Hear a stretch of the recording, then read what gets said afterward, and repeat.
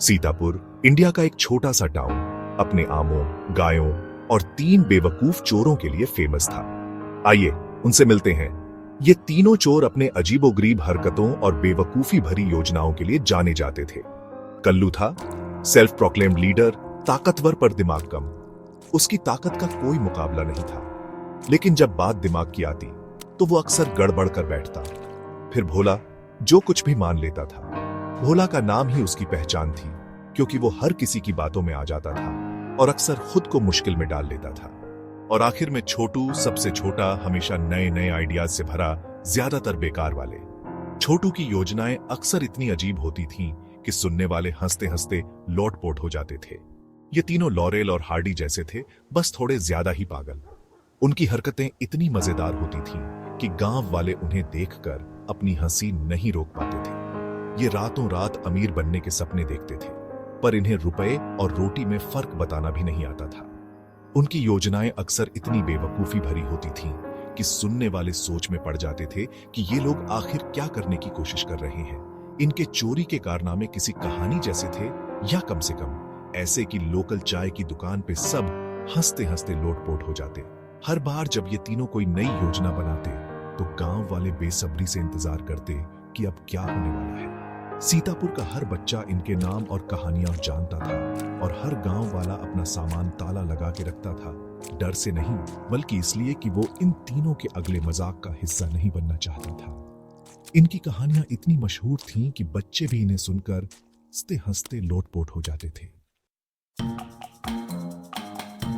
एक गर्मी के दिन कल्लू, भोला और छोटू ने ठाकुर साहब के बाग से आम चुराने का प्लान बनाया। प्लान सिंपल था, रात को दीवार फांद के रसीले आम तोड़ो और सुबह बेच दो। पर इन्होंने ठाकुर साहब के पालतू बंदर बबलू के बारे में नहीं सोचा। बबलू, जो इन तीनों से ज्यादा स्मार्ट था, इन्हें घुसते देख के उन पर आम फेंकने लगा। चोरों को लगा भूतों ने आमों से हमला कर दिया है, और वो जान बचा के भागे, जैसे बिल्ली के भागने पे बिल्लियां भागती हैं। आखिर में वो एक गड्ढे में गिर गए, आमों और बंदर के कारनामों से लथपथ।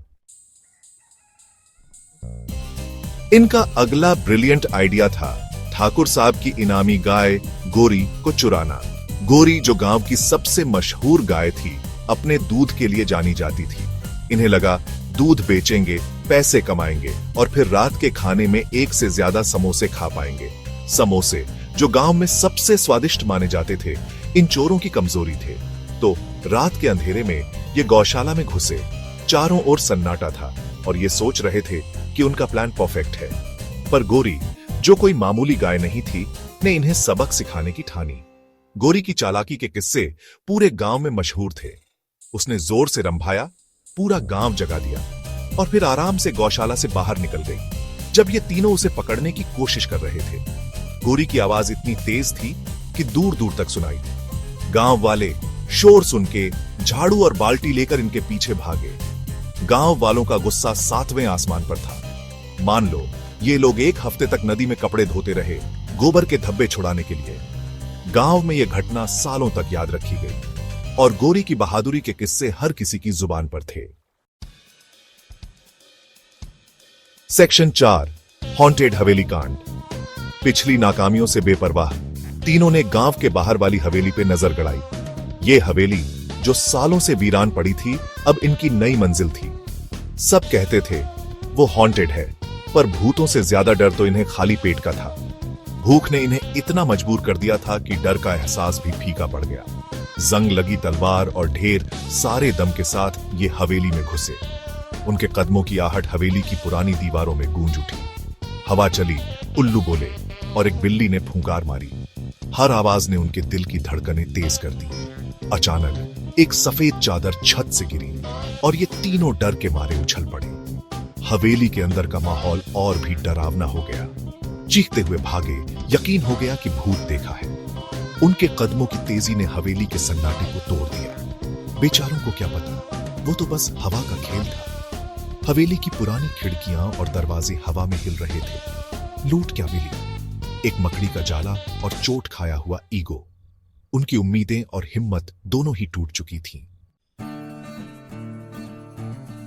सेक्शन 5, बोलते हुए गड्ढे की रात। एक दिन भोला ने कसम खाई कि उसने ठाकुर साहब के गधे को छुपे हुए खजाने के बारे में बातें करते सुना है। अब गधे जिद्दी होते हैं, बातूनी नहीं, पर भोला को पूरा यकीन था। पूरी रात गधे के पीछे घूमते रहे, जो उन्हें खेतों में, नालों में और गांव के कुएं में भी ले गया। उसके बारे में बाद में खजाना मिला क्या? नहीं, बस एक कंफ्यूज्ड और परेशान गधा खाली हाथ घर लौटे, गड्ढे और हार की बदबू से महकते हुए। सेक्शन 6 कढ़ाई से निकले, कुएं में गिरे। गांव का कुआं याद है। इनके अगले कारनामे में उसकी खास भूमिका थी। इन्हें लगा कि ठाकुर साहब ने अपना खजाना कुएं में छुपाया है, तो तैरने का फैसला किया। अब इनमें से कोई तैरना नहीं जानता था, जो पहला क्लू होना चाहिए था। एक के बाद एक कुएं में कूदे, जैसे मछली पानी से बाहर। खुशकिस्मती से कुआं ज्यादा गहरा नहीं था, पर इतना गहरा जरूर था कि इन्हें भीगने और सीतापुर का मजाक बनने का मौका मिल जाए। सेक्शन 7 सबक सीखा या नहीं? क्या हमारे तीनों पागलों ने सबक सीखा? क्या उन्हें समझ आया कि जुर्म का कोई फायदा नहीं, खासकर जब आप कंचे जितने अक्लमंद हो? ज्यादा नहीं, ये अपनी बेवकूफियां करते रहे, आसान पैसों के सपने देखते रहे और सीतापुर वालों का मनोरंजन करते रहे। पर इनकी कहानी का एक मोरल है, दोस्तों, मेहनत और ईमानदारी ही असली खजाना है। और अगर कभी सीतापुर जाओ तो आमों, गायों, हॉन्टेड हवेलियों, बोलते हुए गधों और खासकर 3 बेवकूफ चोरों से सावधान।